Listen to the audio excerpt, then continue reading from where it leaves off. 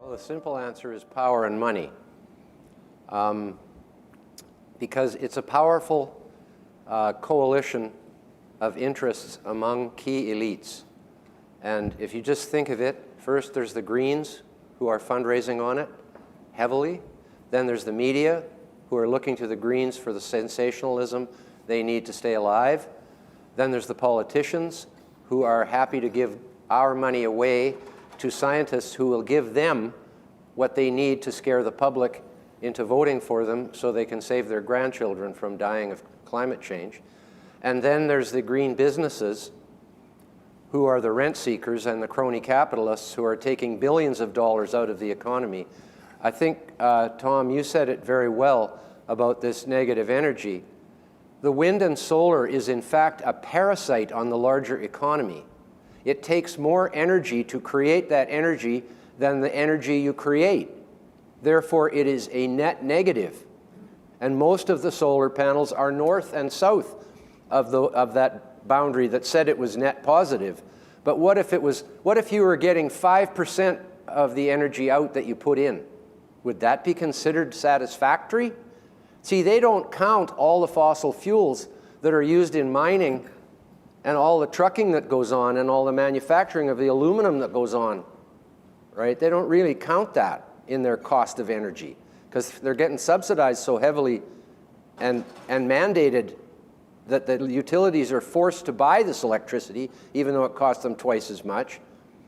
So, and then there's the scientists who are willing to basically go along with this. And it's almost all government grants. So they're on serial government grants, and they come back to the government the next year and say, it's getting even worse. I need more money to study this further, while at the same time saying the science is settled, which should lead you to believe that there's no need for further research. But it doesn't. It leads them into saying they need more money for next year. The polar bear guys have been doing this for like 30 years. They go back to the American and Canadian governments every year and say that the situation is getting more dire. And the same with the coral reef people. They go back and tell Australia they need $500 million to study the reef. How does studying the coral reef save it anyways from climate change? I'm not quite sure of that, how that would work. But anyways, it's a powerful convergence of interests among key elites, and Hollywood is among them. I would include it in the media probably. But there you go. I'd say it's a gravy train, to say the least, and you can't get their heads out of the trough. I don't disagree with anything that Patrick has said, but I'll give you some specific references. Part of this is about money for governments.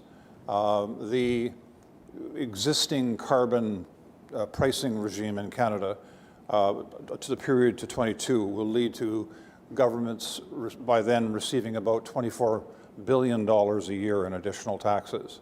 And that, I'm absolutely convinced, will go on rising, probably in the order of $10 per ton per year. So by 2030, the revenues to governments from the carbon dioxide taxes alone will be of the order of $70 to $80 billion a year. It'll compete with the revenues that they get from the HST. So that's a powerful incentive. More money means more things that you can spend, and the more money that politicians can spend, the more they believe that they're going to be able to garner public support. At the international level, we didn't have time to talk about the Green Climate Fund, which is the other main commitment, which is in COP21. And the Green Climate Fund is one that the OECD countries are, in principle, committed to contribute $100 billion a year to starting next year. That $100 billion is then to be provided to the developing countries to help them theoretically in terms of their adaptation and mitigation strategies. India has said that's not enough. They want $1 trillion. Now, in my humble opinion, there's no way that the OECD countries are going to be prepared to provide that much, but you can see what the incentive for the developing countries is. They basically want current levels of foreign aid doubled or tripled. Just adding a little bit to the money side of the equation, When Climate Works Foundation started up in, I think it was 2008, they were a new organization, and typically new organizations start up with $1,000 in the bank and a few volunteers. Their startup funding was over $1.5 billion, and they're receiving tens of millions every year. So what it means is that when you go to a conference, if you're on that side of the argument, you can put out press releases, you can have conferences, you can do all sorts of things.